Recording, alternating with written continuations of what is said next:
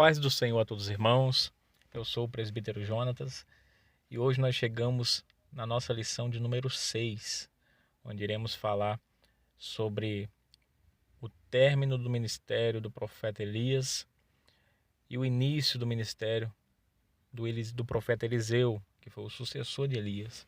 Tenho certeza que essa lição irá enriquecer muito o seu coração, irá enriquecer muito aí seus conhecimentos.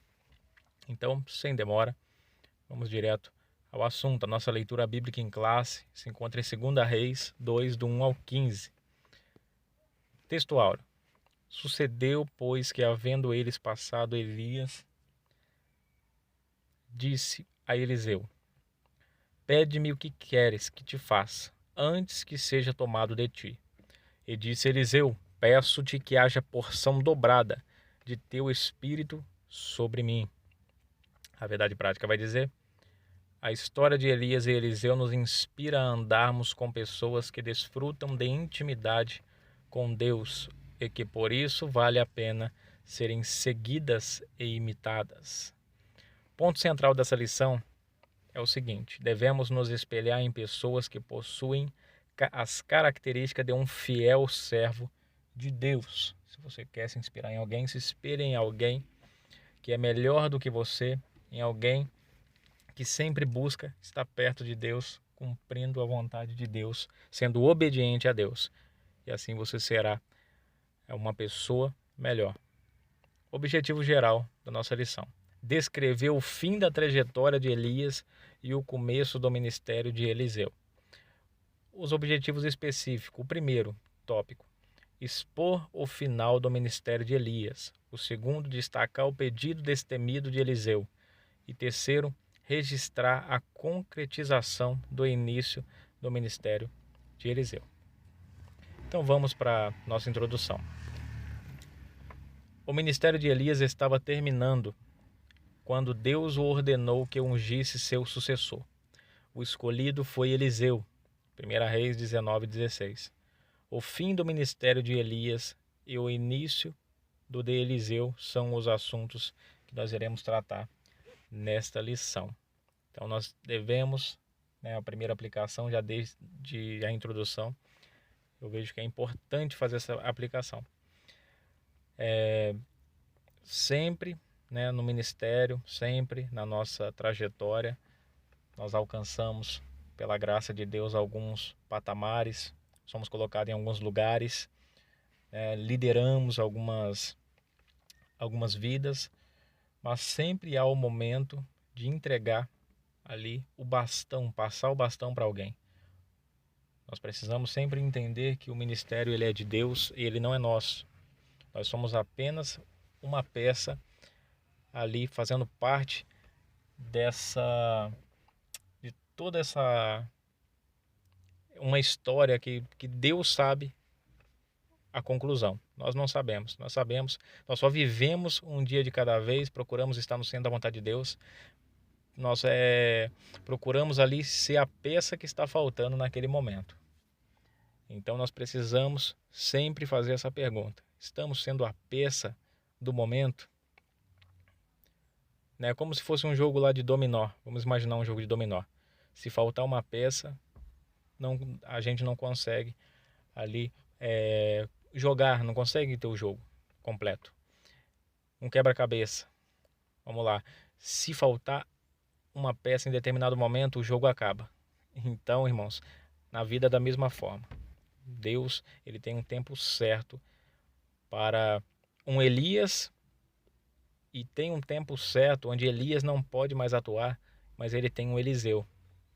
Então, nós devemos sempre estar preparados a cumprir a vontade de Deus, dispostos a cumprir a vontade de Deus, porque a vontade dele é boa, perfeita e agradável. Romanos 12, 2. Tópico 1. A despedida de Elias. O ministério de Elias termina. Elias realizou grandes feitos em seu ministério profético. No entanto, mesmo diante das tamanhas realizações, chegou a hora de o profeta encerrar sua missão na terra. Mesmo diante de todo esse marco, que foi a passagem de Elias por Israel, a história que esse profeta ali, o marco desse profeta em Israel, a importância desse profeta em Israel, mesmo diante de tudo isso, de todos os feitos, de todos os milagres que Deus operou pela vida de Elias, o fogo do céu, né, o povo vendo o fogo descer e entendendo que só há um Deus em Israel. Depois de tudo isso, né, o anjo ali, nós estudamos em alguma lição atrás falando sobre isso, o anjo ali caminhando com Elias, falando com ele na caverna, levantando quando ele estava desanimado, né, frustrado, com medo. Depois de tudo isso que aconteceu, né, chegou o momento onde Deus havia determinado que seria ali o fim dessa trajetória terrena, mas o início de uma vida gloriosa com Deus. Então, irmãos, na realidade ali, esse término não é igual muitas pessoas muitas das vezes falam, pensam, né, que quando morre, né, acabou tudo, né, faça tudo enquanto está vivo, mas na realidade, irmãos, nós devemos cumprir toda a vontade de Deus aqui na terra, porque o dia que o Senhor desejar levar alguém, elevar Elias de nível, é isso que nós temos que guardar em nosso coração. Elias, irmãos, ele não vai precisar mais trabalhar, significa que ele já cumpriu a missão dele. É como diz em Eclesiastes, Salomão diz que o dia da morte é mais importante do que o dia do nascimento. E por quê? Porque no dia da morte significa que toda a missão já foi cumprida. Significa que você já trilhou tudo que você tinha que, todos os caminhos que você deveria trilhar, já cumpriu todos os alvos que você tinha que cumprir. Você já alcançou todos os alvos que você tinha, que Deus tinha designado para você. Então, quando chega o momento, né, de elevar Elias, ou de Deus te elevar, significa que agora é o momento do gozo, é o momento da alegria, é o momento da verdadeira satisfação. Eu ouvi uma frase de um certo filósofo e eu achei muito interessante. E ele dizia que todos nós somos sem teto. Todos nós somos sem tetos. Nós achamos que temos uma casa bem firme aqui na terra, mas aqui nós não temos casa alguma, nós somos sem teto, procurando o caminho de volta para casa. E aos poucos, alguns vão encontrando esse caminho de volta para casa, né? E Elias, nesse dia, foi o dia de Elias voltar para casa. Elias voltou para casa, mas Elias não viu a morte. Nós vimos pela história que Elias não viu a morte. Ele foi o segundo homem que foi agraciado aí por Deus por não ver a morte, mas ele foi, né, arrebatado, foi levado em seu corpo, passou pela transformação, né? Ele subiu com o seu corpo, foi transformado em carne, assim como seremos no grande dia do arrebatamento da igreja. Então, Deus sempre tem o melhor para todos nós. E vamos avançar na história. Um profeta com grandeza de alma. Elias não proferiu nenhuma profecia de longo prazo e provavelmente não escreveu nenhum livro. Isso nos ensina que a grandeza de um profeta não é medida somente pelo tempo de cumprimento de suas profecias, mas principalmente pela integridade e grandeza de sua alma. Então nós somos medidos não por aquilo que nós fazemos, mas por aquilo que nós somos. É isso que nós precisamos guardar. É pela integridade, pelo caráter, pelo modo de agir com as pessoas, pelo modo de andar, pelo jeito de lidar com a vida. É aqui que está. Nós somos medidos por isso e não por aquilo que nós fazemos. Tem tanta pessoa que faz grandes coisas, mas quando você olha no caráter, não é.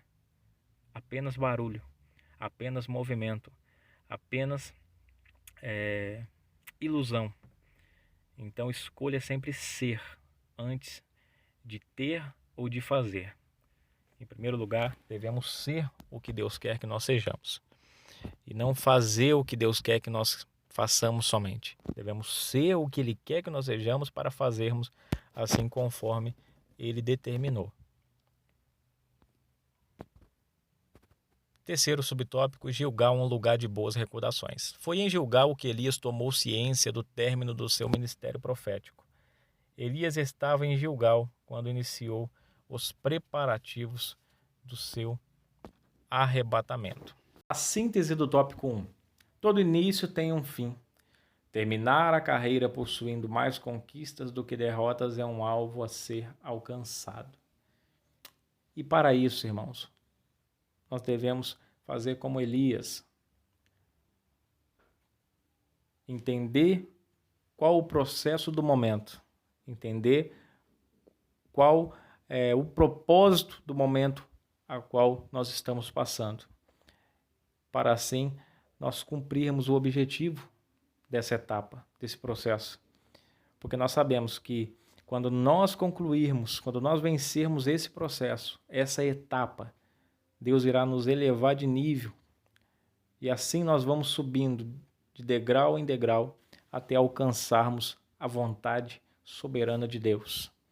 E terminar assim como Paulo, quando chegou no final da sua carreira, ele escreve: combati o bom combate. Ele olhou para trás e falou: eu combati o bom combate. Eu acabei minha carreira. Ou seja, eu cumpri tudo que eu tinha que cumprir. Guardei a fé. Então que tenhamos essa convicção em nossa vida. Elias, quando foi ali arrebatado, ele tinha essa convicção. Quando ele olha para trás, ele vê que tudo que Deus tinha designado para ele fazer em Israel, todos os objetivos foram concluídos com sucesso, com a ajuda de Deus, porque Deus não nos lança no meio do fogo e nos deixa à mercê de nós mesmos. Deus ele nos coloca no processo e Ele mesmo nos ajuda. Então, que tenhamos essa convicção em nossa vida e esse ânimo a mais para continuar desenvolvendo o que Deus colocou em nossas mãos. Tópico 2. O pedido ousado de Eliseu. A fidelidade de Eliseu. Antes de Deus levar Elias num redemoinho ao céu, ele mandou o profeta fazer uma viagem da cidade de Gilgal a Betel. Elias disse a Eliseu que não precisava ir, mas Eliseu respondeu: não te deixarei. Então nós percebemos aqui uma coisa muito interessante na ênfase desse versículo. Elias disse: você não precisa ir. Você não precisa ir. Então, entre o você não precisa, nós percebemos que há uma condicional. Você não precisa, mas se você quiser, você não precisa ir. Mas Eliseu, que andou com Elias, que viu tudo que Deus fez através da vida desse profeta, viu as obras maravilhosas que Deus operou através da vida desse profeta, ele viu coisas que ele nunca tinha visto em toda a vida dele, em toda a existência dele. Ele vivenciou com Elias. Depois de tudo isso que ele vivenciou e evidenciou ali através da vida do profeta Elias, a vida de Eliseu nunca mais seria a mesma. Ele sabia disso. Então, quando ele na expectativa ali de perder Elias, a Bíblia demonstra que ele tinha esse zelo por Elias. Elias falou: não precisa ir, mas não, eu quero estar perto de você, eu quero estar junto de você. Eu não vou te deixar ir. E Eliseu tinha pessoas ali, profetas ali, né, porque tinham alguns profetas que sobreviveram da matança, e esses profetas diziam a Eliseu que o Senhor iria o tomar. E ele, na mesma hora, ele ia atrás de Elias, falou: não posso te deixar ir, eu não te deixarei. Então, por 3 vezes, esse pedido de Elias, e por 3 vezes, Eliseu foi insistente ali, falou: não, eu vou com você, eu não te deixarei. Então, irmãos, nós precisamos ter essa força de vontade, essa dedicação, esse zelo pela obra do Senhor, esse zelo em fazer a vontade de Deus. O zelo que teve Eliseu.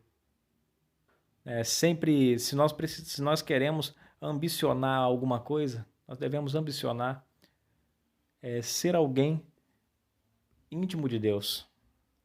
Ambicionar ser alguém que se encontra no centro da vontade de Deus. Ser alguém que está crescendo espiritualmente.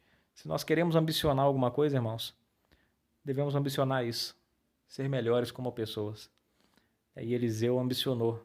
Ali naquele momento, ele queria ser ali alguém que iria marcar história também. Ele estava abrindo mão, irmãos. Eliseu ele estava abrindo mão da vontade dele, dos desejos dele, estava abrindo mão do propósito dele para agora viver para Deus, servindo a Israel, denunciando, ajudando aqueles que precisavam. Então, irmãos, nós precisamos entender que o propósito maior da nossa vida, da nossa existência é esse. É cumprir o propósito de Deus, ajudar pessoas. Somente assim nós iremos marcar a história. Somente assim. Louvado seja Deus. Vamos avançar mais um pouco. Segundo subtópico, a porção dobrada. Quando Elias percebeu que Eliseu realmente não o deixaria, em razão de sua lealdade e companheirismo, lhe deu o direito de pedir qualquer coisa que desejasse. Elias então disse: peço-te que haja porção dobrada de teu espírito sobre mim. E aqui essa expressão é muito interessante, quando vai dizer: eu quero a porção dobrada do teu espírito. Eu quero chamar a atenção dos irmãos que essa palavra teu espírito não tem nenhuma conotação de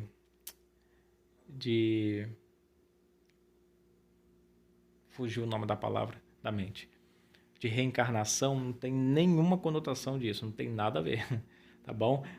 Essa palavra é muito comum na Bíblia, dizendo a respeito de semelhança, de poder que está sobre você.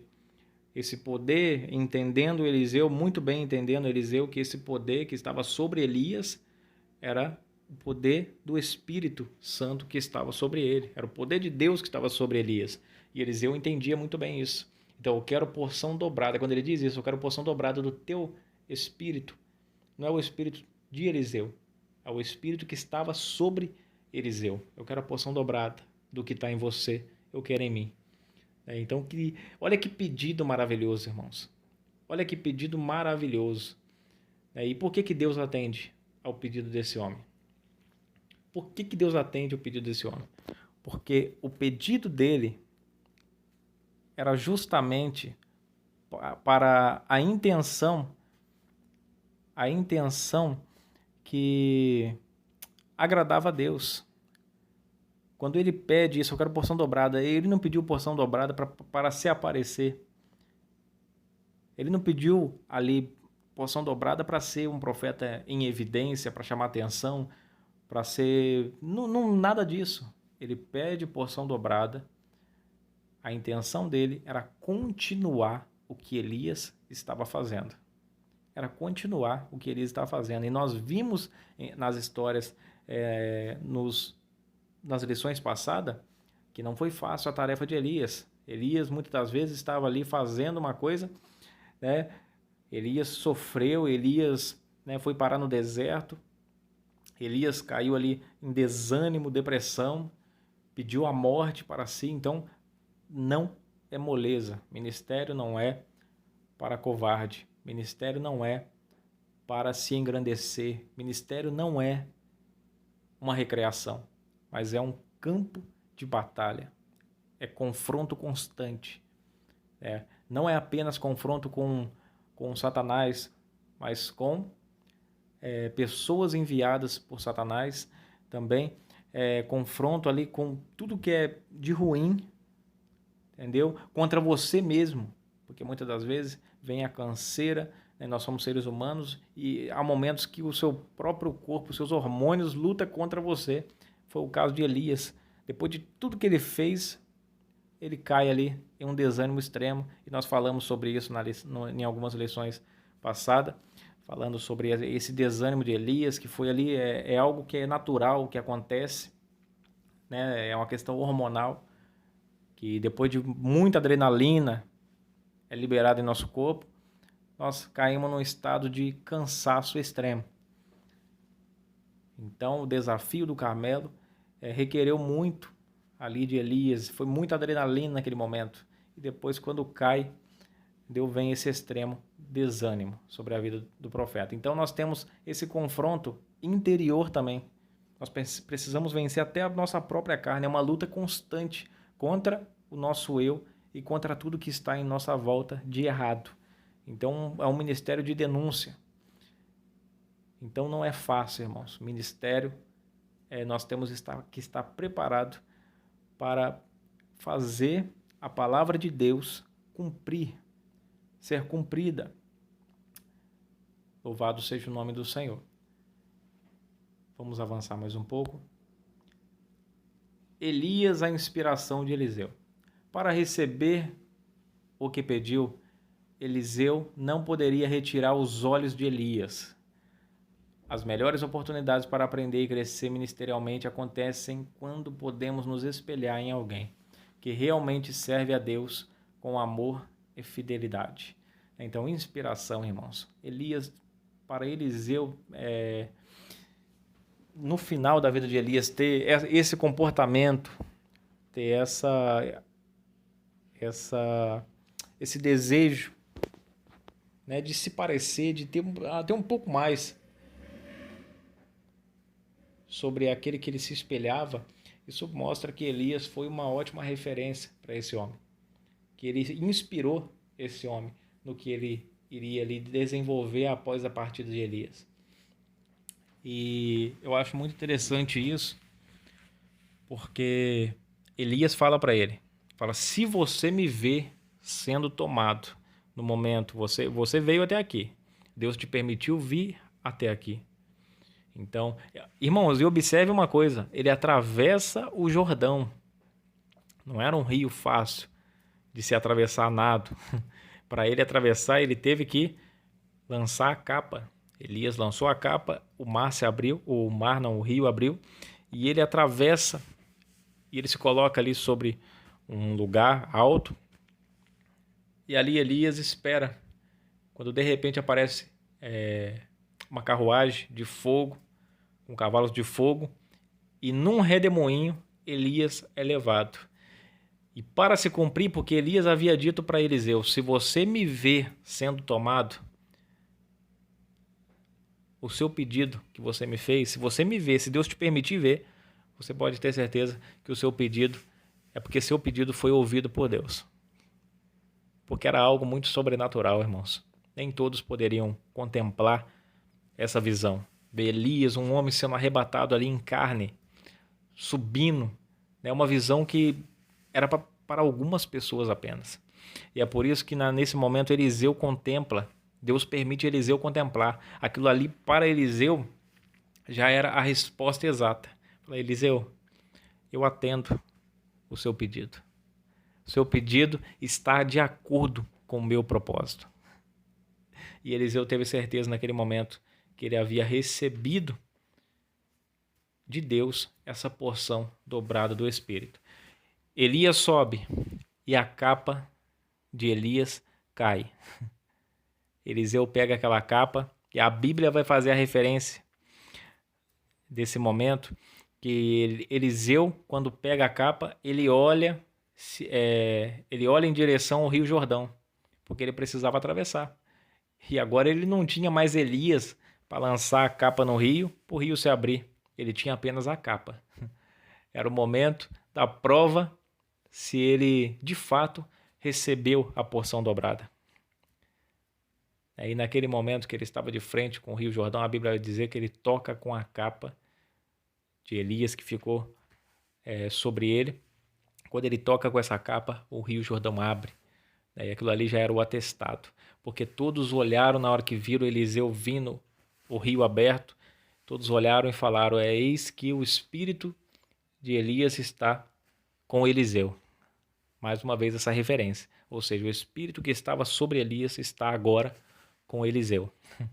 Isso é maravilhoso, irmãos. Porque Deus ele nunca eleva alguém antes de preparar alguém, antes de deixar alguém preparado no lugar para dar prosseguimento. E é interessante porque nós olhando a história, nós percebemos que no deserto, o deserto sempre ficou ocupado com bocas de Deus, com profetas. O deserto sempre tinha alguém clamando no deserto. E é por isso que quando chegam alguns homens ali, quando Jesus aparece, João Batista está preso. Antes desse episódio de João Batista ser preso, pergunta para João Batista e fala: mas João Batista, quem que você é? Você é... E começaram a falar, né, de alguma maneira querendo colocar a glória sobre ele, do ministério de João Batista, sobre João Batista, a glória dele. Mas a glória não era de João Batista. João Batista pega e responde: eu sou a voz do que clama no deserto. Ele não falou que ele é o que clama, ele falou que eu sou a voz do que clama. Quem clama é muito maior do que eu. Eu sou apenas uma voz. E olhando por esse ponto, nós vemos Isaías clamando no deserto, Jeremias clamando no deserto, nós vemos Abacuque, inúmeros profetas no deserto clamando, Joel. O deserto sempre ficou ocupado com profetas. Alguém ia lá e matava um profeta, Deus permitia, ou chegava o tempo, Deus levava, e já tinha outro lá, clamando. Porque eles eram apenas vozes. Porque o mensageiro não é mais importante do que a mensagem. Quem está clamando lá, irmãos, o maior interessado em que a sua palavra seja ouvida é Deus. Eu digo a palavra de Deus, não digo a nossa palavra. O maior interessado que a palavra seja ouvida, que o pecado seja denunciado para que seja corrigido, é Deus. E esse Deus, ele clama no deserto. Ele clama sem cessar no deserto, porque ele não quer perder de forma alguma o seu povo. Ele não quer perder, ele não aceita perder. E em todo tempo ele está no deserto chamando: vem, se arrependa, raça de víbora, vem, porque ainda há tempo. E nesse momento nós vemos que João Batista ele fala isso: eu sou a voz do que clama no deserto. E olhando lá atrás, isso veio lá de trás. Olha Eliseu, Elias foi, mas daqui a pouco quando eles acham, agora não tem mais profeta, né? Porque ele foi, mas aí vem Eliseu agora. Não, peraí, foi um, mas agora Deus já deixou outro preparado para poder continuar. O tempo que Eliseu estava caminhando com Elias, Deus já havia dito isso. Era para preparar Eliseu. Preparar, porque Deus ele utiliza pessoas com suas experiências. Deus utiliza pessoas para preparar pessoas. Não é Deus, irmãos, quem desce e prepara.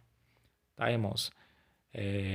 Para lidar com pessoas, para lidar com o ministério. Tá bom? Deus, ele tem poder para isso.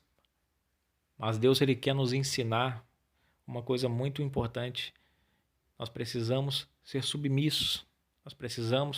Não podemos ser insubordinados. Nós não podemos ser pessoas arrogantes, que não ouvem pessoas porque se achamos melhores do que elas. Não, nós precisamos ser liderados. E se Eliseu não entendesse isso, primeiro, ele não ia aceitar nenhum chamado de Elias. Ele não ia obedecer às ordens de Elias. Então você vê a lição aqui importante, porque a Bíblia vai dizer em Romanos 13 que toda autoridade, né, tem que estar sujeita às autoridades. Nós devemos estar sujeitos às autoridades. E ali, há autoridades estabelecidas por Deus. Tem autoridades aqui no campo nosso, aqui na terra, né, e temos também a igreja que está inserida, pastores. Nós devemos obedecer os nossos pastores. Devemos obedecer os líderes que estão sobre nós. Líderes da juventude, líderes do grupo das irmãs de oração. Nós precisamos ser submissos. Se nós não temos essa característica de submissão, pode ter certeza, nós nunca iremos ser um líder na presença de Deus. Quando nós não aceitamos ser liderados por alguém, esse é um atestado maior diante de Deus, que nós nunca poderemos liderar. Quem não aceita ser liderado, nunca pode, de maneira alguma, liderar. Até porque, para você dar o respeito, para você ser respeitado, você antes tem que dar o respeito. Você tem que ouvir antes de falar. Isso aqui é muito interessante, irmãos. Você tem que respeitar antes de ser respeitado. Isso aí é tudo reciprocidade. Você recebe como reflexo. Então, Eliseu foi um homem ali que inspirou Elias em diversas áreas. Elias quis aprender e por isso ali Deus atendeu ao seu pedido. Então, é uma aplicação para nós, tá, irmãos? Uma aplicação bem prática para nós é essa.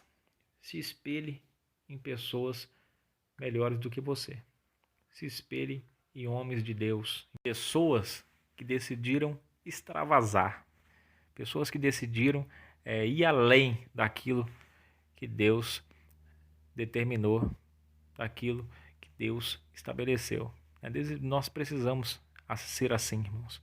Nós precisamos desejar sempre mais, mais da glória, mais da presença, mais da intimidade com Deus. Nós precisamos desejar tudo em dobro, assim como Elias desejou e ele recebeu. Louvado seja Deus. Então vamos avançar. Síntese do tópico 2, já estaremos partindo para o tópico 3. Deus está pronto para conceder os pedidos que fazemos a Ele. Basta que tenhamos intimidade e fidelidade para com o Senhor. Então, duas palavras. Deus, Ele pode fazer. Mas para isso, nós precisamos o quê? Ter intimidade e ter fidelidade com Deus. Se nós temos intimidade com Deus e fidelidade com Deus, e eu achei muito interessante que teve um comentarista, um amigo meu, o evangelista Clebson, ele tem até um canal, o IBD Clebson Silva. Ele comentou, eu achei muito interessante, um dia em uma aula ele comentou sobre a fidelidade, que muitas pessoas têm aquela ideia, né? Tem aquele jargão que diz na igreja, nas orações, diz que Deus ele permanece fiel mesmo que nós sejamos infiéis. É um versículo bíblico, certo? Mas nós utilizamos esse versículo bíblico como um subterfúgio para acomodar ali o nosso pecado, a nossa incapacidade, as nossas fragilidades, a nossa incompetência.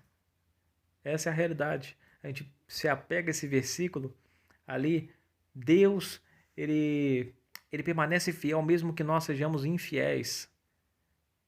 E a gente pega isso, eu sou infiel diante de Deus. Então, mesmo assim, Deus vai permanecer sendo fiel para comigo.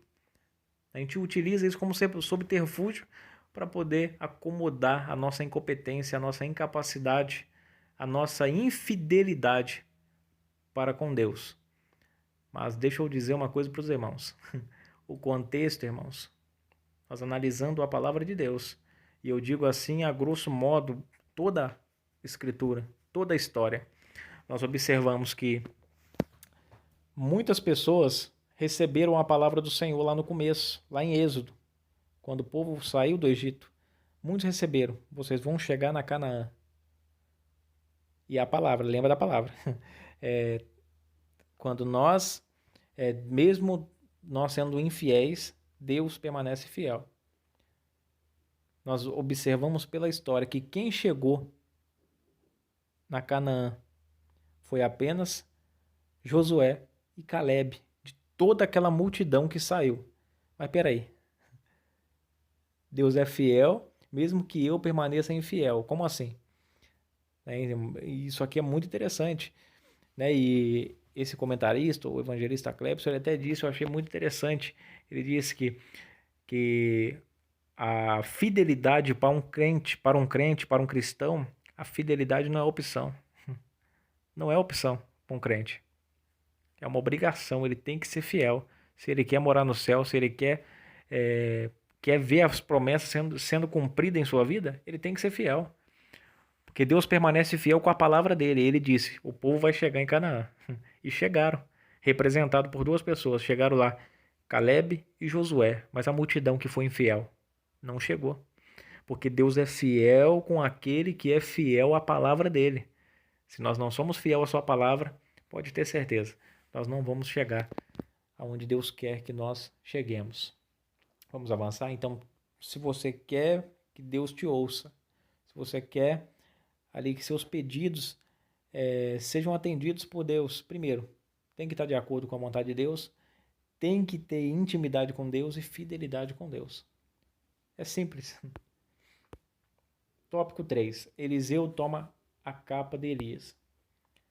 Primeiro subtópico, a comunhão de Elias e Eliseu.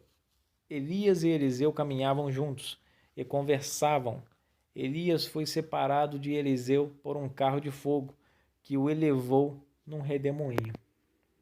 Daí nós percebemos aí o amor, o relacionamento desses dois homens de Deus, que era muito grande, o afeto que tinham um com o outro, que um carro de fogo teve que os separar, porque Eliseu estava pronto a ir aonde ele fosse.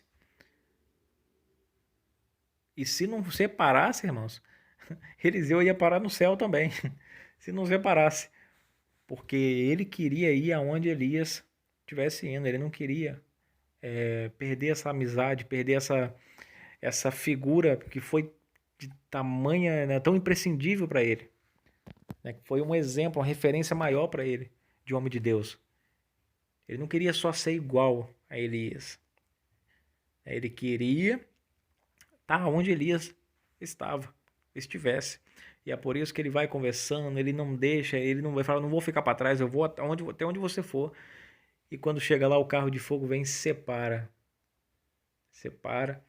e eleva ali Elias.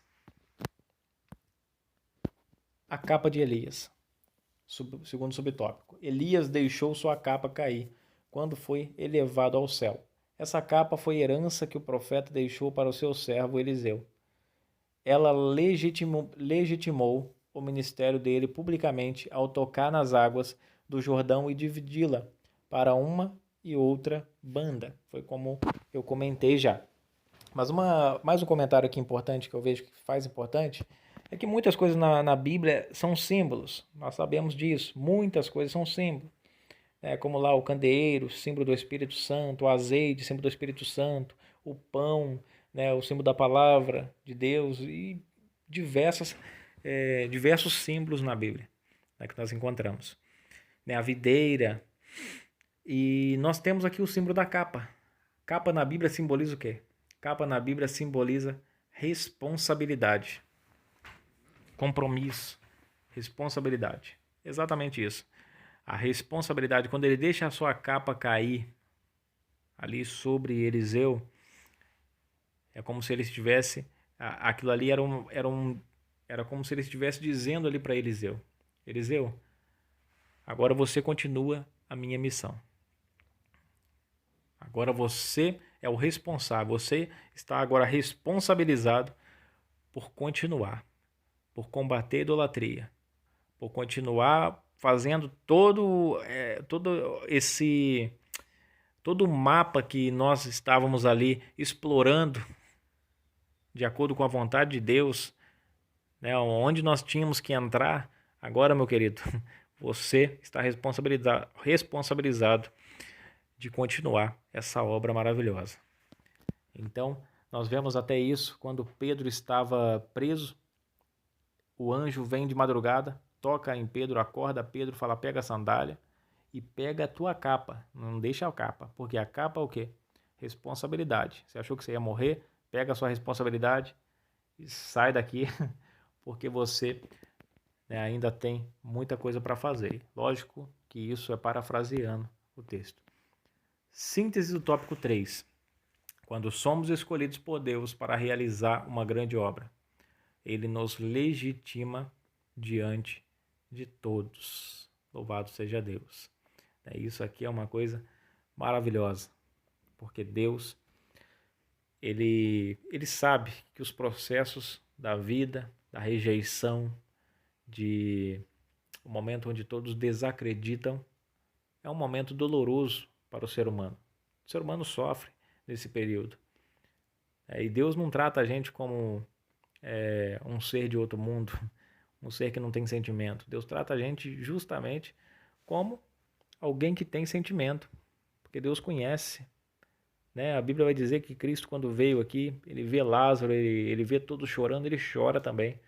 Deus, ele sente quando João Batista morre, por isso ele vai e se afasta naquele momento, quando ele fica sabendo que João Batista morreu, ele se afasta para se recompor.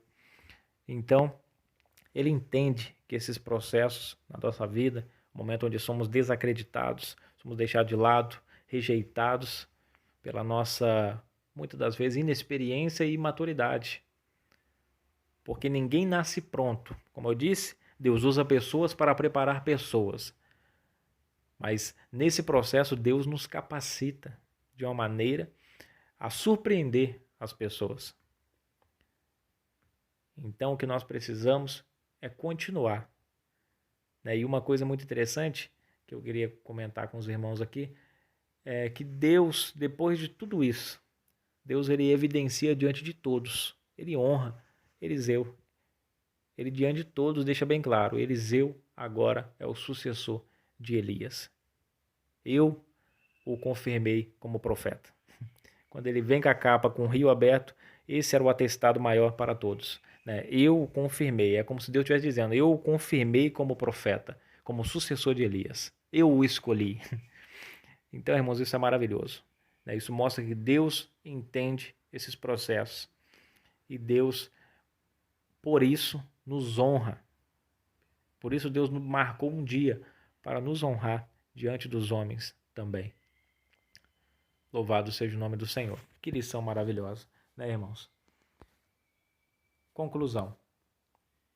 O que identifica um profeta de Deus atualmente não é o uso de uma capa, mas o modo de viver, suas virtudes e comportamento. A exemplo de Eliseu, devemos nos espelhar em homens e mulheres de Deus que sejam genuínos imitadores de Cristo. E não apenas isso, precisamos também ser exemplo para os outros, refletindo a imagem do Senhor, não somente nas palavras, mas principalmente nas ações. Amém, meus queridos? Eu tenho certeza que essa lição te ajudou bastante, assim como é uma lição que tem me abençoado muito, tá bom? Eu desejo que Deus em Cristo abençoe você e a sua casa e que você seja uma bênção para os seus alunos. Deus abençoe a todos. Eu peço perdão aos irmãos pelo atraso na publicação do vídeo.